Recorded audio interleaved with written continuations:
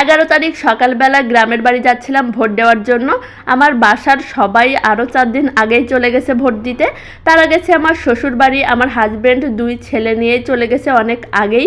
ভোটের আনন্দে তারা আর খুলনাতে থাকতে পারেনি, আমি একাই ছিলাম। তো ভাবলাম প্রথমবার যখন ভোট দেওয়ার সুযোগ এসেছে মিস কেন করব, যাই একটু বাসায় যাওয়া হবে, ঘোরাও হবে, সবার সাথে দেখাও হবে, আবার আমার ভোট দেওয়ার একটা নতুন অভিজ্ঞতাও হবে। যদিও ভোটার হয়েছি বেশ কয়েক বছর আগে, কিন্তু এখনও পর্যন্ত দেওয়ার সুযোগ হয়নি। সকাল সকাল উঠে আমি চলে এসেছিলাম খুলনা স্টেশনে। ভাবলাম ভোটের আগের দিন যেহেতু মনে হয় প্রচুর পরিমাণে ভিড় হবে, আমি ট্রেনে উঠতে পারবো না, তার জন্য মেইন স্টেশনে চলে আসলাম। আর আসার পরে আমার ধারণা একদমই ভুল হলো, কারণ ভিড় একদমই ছিল না, ট্রেন হাফ প্রায় ফাঁকাই ছিল। কারণ যত ভিড় ছিল সব 10 তারিখে, আর আমি যেহেতু যাচ্ছিলাম 11 তারিখে, সেহেতু একদম রিল্যাক্সে যাচ্ছিলাম। তো ট্রেনে উঠে পড়েছি, আর আমার ট্রেন কিন্তু অলরেডি ছেড়েও দিয়েছে, আর আমি এই তো বাড়িও চলে এসেছি। তো এটা ছিল ভোটের দিন সকালে। আমি কিন্তু খুলনা থেকে হাতে সুন্দর করে মেহেদি পরে এসেছি, কারণ কেন জানি না আমার অনেক বেশি আনন্দ লাগতেছিল। তো এই তো বাসায় সকাল সকাল আমি রেডি হয়ে গেছিলাম ভোট দিতে যাওয়ার জন্য। এটা ছিল 12 তারিখ সকালবেলা।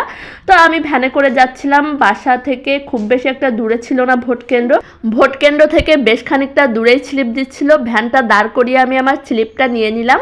সবাই আমার কাছে ধানের শীষের জন্য প্রচুর পরিমাণে ভোট চাচ্ছিল, যদিও ধানের শীষ আর দাঁড়িপাল্লা দুইটাই আমার পছন্দের, একটাও না পছন্দের না। তার জন্য আমি একটু কনফিউশনও ছিলাম যে কাকে ভোট দিব। অনেক বছর পর গ্রামের মানুষদের দেখে এত বেশি ভালো লাগতেছিল। সবাইকে যে কত দিন দেখা হয় না, কারণ এখন শহরে থাকা হয়, আর বাসায় গেলেও 1-2 দিনের জন্য যাই, তখন বাসা থেকে বেরও হওয়া হয় না। তো এবার অনেক বেশি ভালো লাগতেছিল, এত এত পুরাতন মানুষদের সাথে দেখা হচ্ছিল। এই তো আমার পিছনেই আমার প্রাইমারি স্কুল, এখানেই ছোটোবেলায় কত স্মৃতি, এখানেই পড়াশোনা করেছি। আর এখানে আমাদের ভোট কেন্দ্র। তো ভোট না দিয়েই আমি সকালবেলা স্লিপ নিয়ে ঘুরে টুরে চলে গেছি, কারণ অনেক লম্বা লাইন ছিল। তো ভাবলাম দুপুরের দিকে আসবো। তো এই তো ভ্যানে আমি ঠাসাঠাসি করে বাসায় যাচ্ছি। তো বাসায় যেয়ে আবার 12:30টার সময় রেডি হয়ে গেলাম, আবার যাব, কারণ শুনলাম এখন নাকি ভিড় অনেকটাই কম। আমি রেডি হয়ে এখানে ভাবির জন্য অপেক্ষা করতেছি। ভালোই লাগতেছিল, মনে হচ্ছিল ভোট কেন্দ্রে যেয়ে বসে থাকি। অনেক সুন্দর করে ভোট হচ্ছিল, এত সুশৃঙ্খলভাবে যে ভোট হবে সত্যিই ভাবিনি। রাত 10টা পর্যন্ত আমি অনেক বেশি সন্তুষ্ট ছিলাম। তো এই তো দ্বিতীয়বার আমরা রাস্তায় গেলাম, ভ্যানের জন্য অপেক্ষা করতেছি। দ্বিতীয়বার ভোট দিতে যেয়ে দেখি প্রায় 3 ভাগের 1 ভাগ চলে এসেছিল লাইন। তো অনেক রিল্যাক্সে ভোট দিচ্ছিলাম, যদিও সেই লাইনটুকু পার হতে আমার প্রায় 1 ঘন্টা সময় লেগে গেছিল। তারপরেও খারাপ লাগতেছিল না, অনেক পুরাতন মানুষের সাথে দেখা হচ্ছিল, গল্প করতেছিলাম।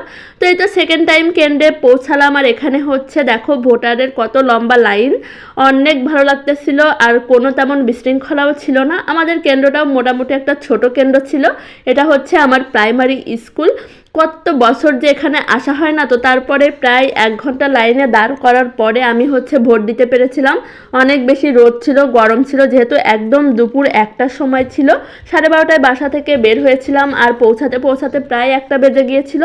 এই ছিল আমার জীবনের প্রথম ভোট দেওয়া। অনেক বেশি মজা করেছি। তো যেই ক্ষমতায় আসুক না কেন, চেয়েছিলাম সুষ্ঠুভাবে আসুক। যদিও তারেক রহমান হোক আর জামাত হোক, দুইটাই আমার অনেক বেশি পছন্দের। তো যেই আসলো তার জন্য অনেক অনেক শুভকামনা। তো আজ এই পর্যন্তই, আল্লাহ হাফেজ।